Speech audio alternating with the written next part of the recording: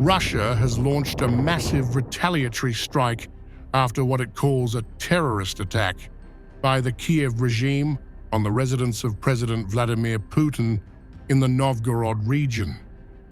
Moscow says the incident took place on the night of December 29th and directly triggered a high-intensity military response.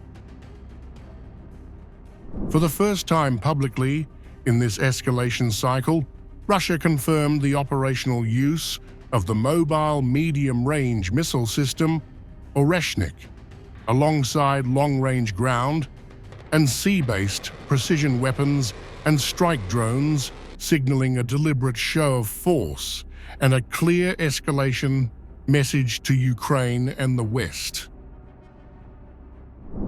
Tonight, in response to the terrorist attack by the Kiev regime on the residence of the President of the Russian Federation in the Novgorod region, carried out on the night of December 29, 2025, the armed forces of Russia have launched a massive strike with high-precision long-range ground and sea-based weapons, including the mobile medium-range ground-based missile system Oreshnik, as well as strike unmanned aerial vehicles against critical facilities in Ukraine.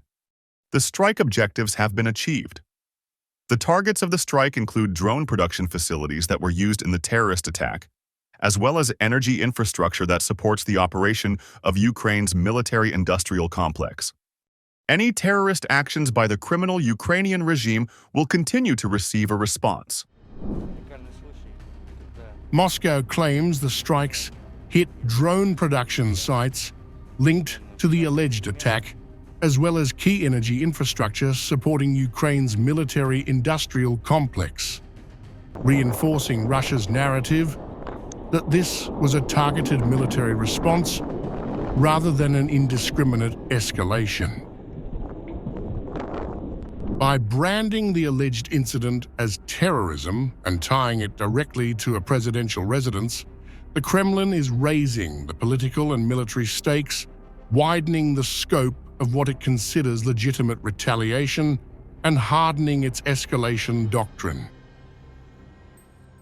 Russia has warned that any further actions by what it calls the criminal Ukrainian regime will receive continued responses, with Oreshnik now entering active combat messaging and long-range strikes, pushing tensions closer to NATO's eastern perimeter.